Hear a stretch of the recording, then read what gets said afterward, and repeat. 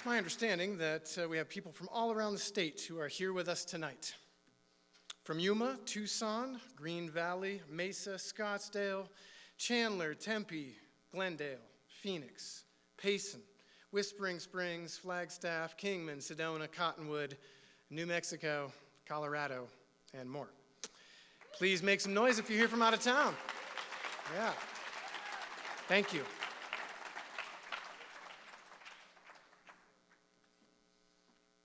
Sometimes it seemed like to tell the truth today is to run the risk of being killed. But if I fall, I will fall 5 feet 4 inches forward in the fight for freedom. I'm not backing off. The pilgrimage brought me to Ruleville, Mississippi, home of the woman I just quoted, Ms. Fannie Lou Hamer. Also home of the Fannie Lou Hamer Memorial Garden. Fannie Lou Hamer has a memorial garden in Ruleville because she dedicated her life to the betterment of her neighbors, mostly by registering them to vote and speaking up on their behalf. For this, she endured humiliations, beatings, and assassination attempts. Yet nothing would break her spirit. Fannie Lou's example teaches us how to rejoice through the struggle. She did not rejoice in the struggle.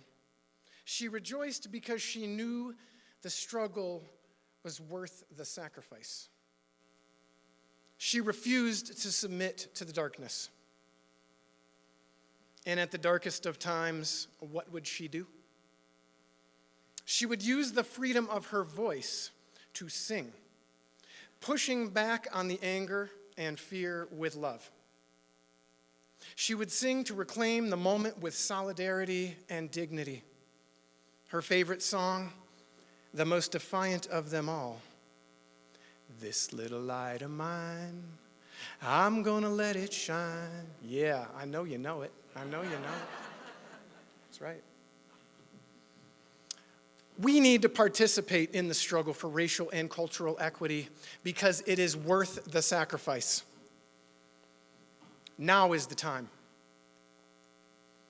To assist us with that, we have some extraordinary leaders from the National Indivisible Project here with us tonight to help us better understand the full story.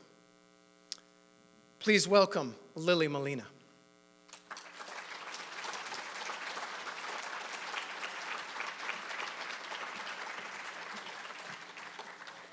Good evening, everyone. I am just so honored to be here at this event. I can't see your beautiful faces from up here because this light is blinding, but I was able to see you all before.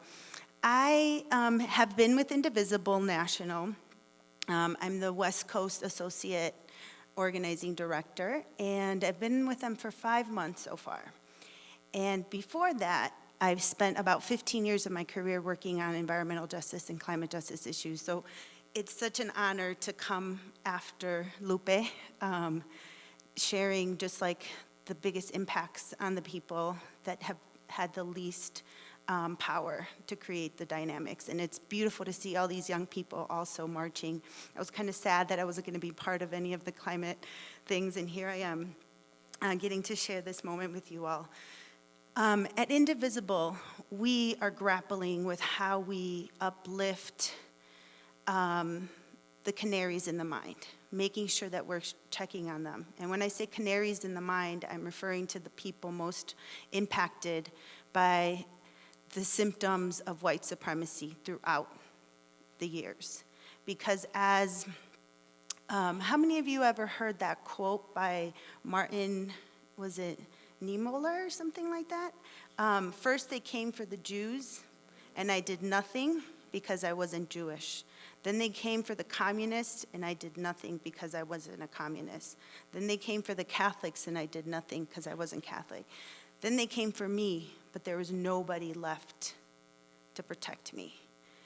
And that's the approach that we're taking at Indivisible, is centering the people most impacted. And it's not easy work, as many of the previous speakers have noted. It's not a linear process. It's an iterative, circular process that you start at one part of that cycle and you think, all right, I went to this training. I feel like I have a better understanding, right, of the history of this country and what the impacts have been. And a couple months later, you're back at square one. Because there's not a certificate that after 4 anti-racism classes, here you go, here's a button, go out and spread anti-racism. People of color also suffer, right, from the impacts, not just like from a systematic level, but from a psychological level. And so there's a lot of undoing of white supremacy that we have to undertake. And it is getting out of your comfort zone. It's not fun work. It's not the warm and fuzzy work, right? But I have faith that as Indivisible being here with you all that have called this summit, this beautiful, amazing summit together, that we're going to do this, right? Because as we said in the climate movement, we have no choice but to work across racial fault lines, across ideologies, across different identities, because this is the world we live in right now. And it's going to take us a while, and it's going to be a long road ahead of us, but we're here and we're committed.